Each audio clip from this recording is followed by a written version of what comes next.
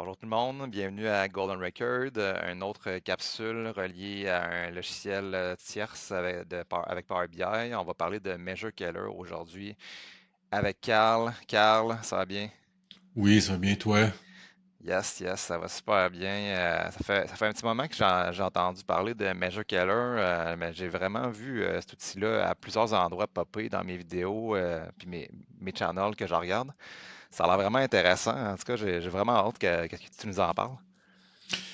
Moi, j'ai découvert ça là, après 6 7 mois, puis honnêtement, ça a complètement changé mon utilisation pour l'impact des visuels ou des éléments pour la recherche. Je vais vous faire un petit tour de table très rapidement, mais quand même, vous allez voir à quel point l'outil en tant que tel est excessivement puissant. Donc là, on est vraiment sur un outil avancé, non pas de débutant comme on avait parlé avec Plus Bravo, là.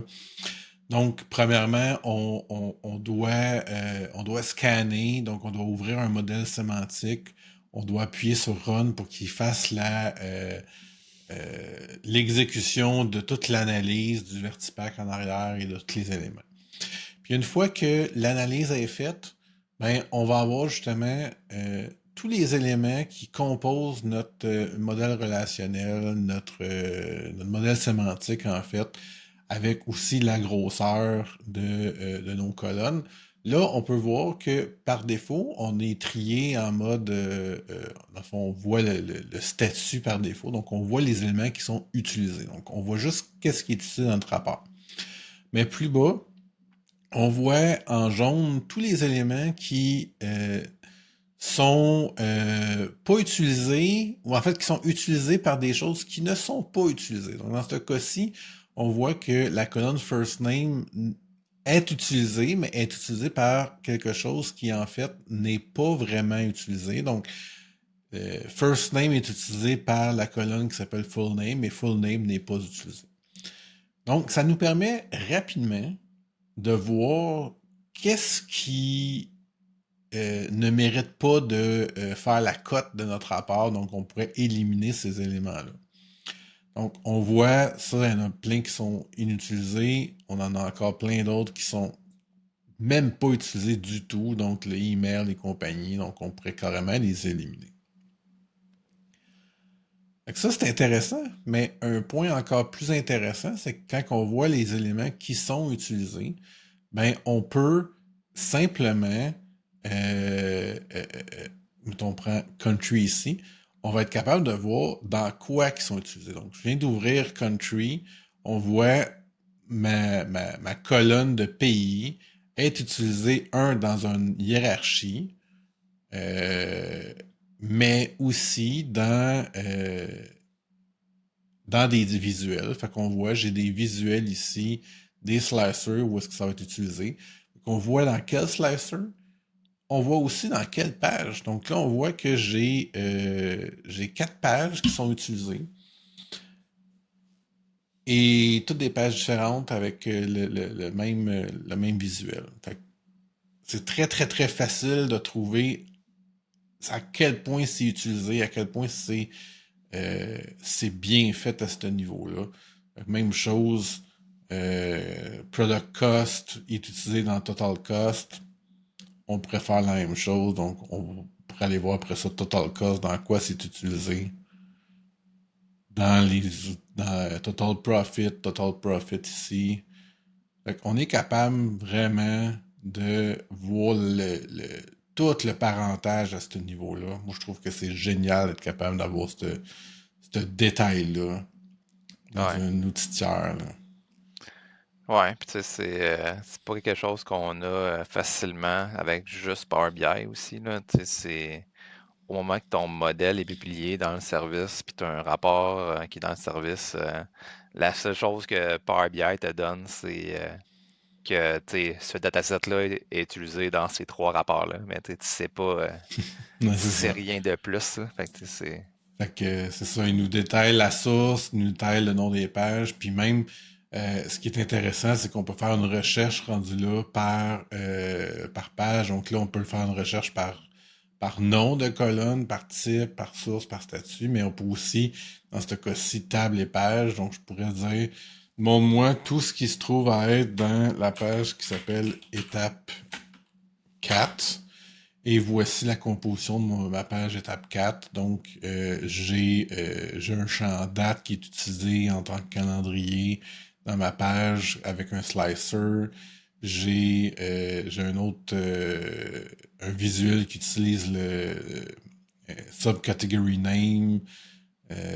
J'ai aussi le country dans un slicer, j'ai order profit, pourcentage d'order profit, l'order. Fait tu sais, rendu là, c'est quasiment comme avoir la page de Power BI qui nous dit c'est quoi les sélections, mais en plus, on n'a pas besoin de cliquer sur chacun des sélections pour voir qu'est-ce que ça nous dit. On a vraiment une espèce de catalogue du contenu de notre page. Mhm. Pour ça, c'est vraiment, vraiment cool.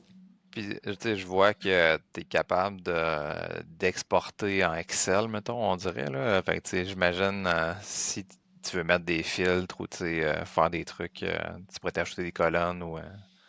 Oui, oui, oui, ces options-là, j'ai pas eu tant besoin de le faire, mais tu sais, probablement que si on a besoin de comparer des choses ou de statuer, mettons, si on a un changement majeur de rapport, ça pourrait être très intéressant. Mais suite à ça, tu sais, moi, l'outil clairement que je m'en sers souvent, c'est justement l'espèce de bouton qui est One Click Cleanup. Mais ça nous permet de carrément, en un seul clic, effacer tout ce qui est unused. C'est assez violent, c'est pour ça que ça s'appelle Measure Killer. Mais à un seul clic, on est capable de vraiment tout éliminer les éléments qui sont non utilisés de notre rapport. Ou Kill Dax Artifacts aussi, ou Kill Column. Donc, dans les deux cas, on pourrait simplement venir Ouais, sélectionner ça, puis si on appuie sur Kill, il va retirer de notre modèle live. Là. Particularité, mettons, comparativement à Bravo. Bravo, c'est à partir du moment où on appuie dessus, ça s'exécute et ça se sauvegarde tout de suite. Lui, quand on l'exécute, ben, il va nous demander, donc il va rouler, puis après ça, il va nous demander, veux-tu sauvegarder suite à ton résultat? Voici tout ce qui a été enlevé. Fait que ça, c'est parfait. Il nous demande d'approuver. Mais là, on va devoir faire une sauvegarde pour que ça s'effectue à ce niveau-là. Fait qu'il nous le demande quand même avant, c'est pas juste un on tue tout, puis après ça, on vit avec. Mais quand même, ça nous sauve beaucoup de possibilités à partir de ça. Euh, un autre élément que je trouve très très cool dans cet même aspect-là d'analyse de lineage, c'est tout ce qui a rapport avec le M-Expression. Donc là, on est capable, sans ouvrir le Power Query, de regarder vraiment c'est quoi notre code M directement. Donc, quand même une belle fonctionnalité que j'ai pas vu dans beaucoup d'outils, d'être capable d'analyser mhm. le M à même outil. Ça reste un peu, on pourrait faire la même chose, sauf que pour le monde qui travaille beaucoup dans le M, des fois, juste ouvrir une page, euh, ça devient long et fastidieux. Ça nécessite des fois aussi de faire appliquer les modifications après. Ça peut être très long pour de quoi que on a juste besoin de regarder vite vite le code. Là. Ouais. Puis, tu sais, j'imagine que il en manquerait, tu sais, j'imagine il en manquerait pas gros pour que l'outil puisse regarder le lineage jusque dans Power Query, là. Mais je pense que l'un des plus gros challenges, c'est de parser le Power Query puis de faire les liens, là. C'est... Ouais, puis je sais pas à quel point de la manière que c'est structuré, parce que là, on voit juste les tables de sortie. Fait que on voit la table de. Hmm. Ouais, là, je sais pas. Faudrait que je vois si. Euh, euh,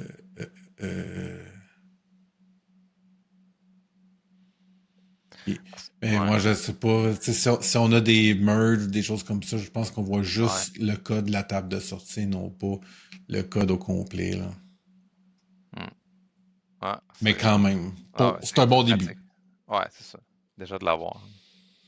Fait que moi, sérieusement, juste ça, pour cet outil-là, je trouve ça incroyable.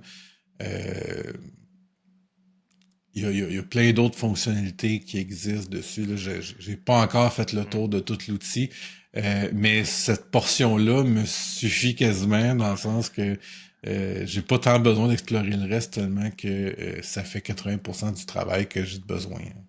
Puis tu sais, il y a l'air d'avoir tu sais, le search, c'est quand même pratique là. Tu sais, mettons, je sais pas là, mais nous autres on avait un cas que c'était une colonne qui était enlevée dans la table Snowflake. Puis on voulait savoir en fait si ça allait briser de quoi dans notre Power Query. Fait que tu sais, avec ton truc, tu serais capable d'aller dans le M puis de juste chercher la colonne puis de voir est-ce qu'elle est référencée par une étape Mhm. dans le Power Query. Fait que là, tu es capable de voir, ouais, ça va briser parce que là, on essaie de faire une colonne calculée ou tu sais, ça. Ben, même avant le changement, si tu es capable de savoir c'est quoi le nom de la colonne finale modifiée dans ton DAX, tu regardes ici c'est quoi ta colonne, puis tu es capable de voir, ok, es-tu utilisé ou je suis Ouais, elle est rouge. Fait que déjà, si elle est rouge, tu sais qu'elle a aucune utilisation dans ton rapport. Tu peux l'enlever. Sinon, ben, tu peux voir si elle a juste, mettons, une relation ou juste un visuel, mais là, c'est peut-être plus facile de la remplacer ou mhm. de savoir comment la remplacer. Cool, vraiment Fait nice. que, on va se rejoindre sur une autre capsule. Fait que merci à toi, Steven. Fait que n'oubliez pas de vous abonner, ça nous aide toujours énormément. Donc, Golden Record, puis abonnez-vous aussi à Maverick Analytics, notre commanditaire. À ne pas oublier que grâce à lui, on est capable d'avoir des outils qui nous facilitent énormément l'édition et la publication de notre podcast. Yes, super. Merci. À la prochaine, gang.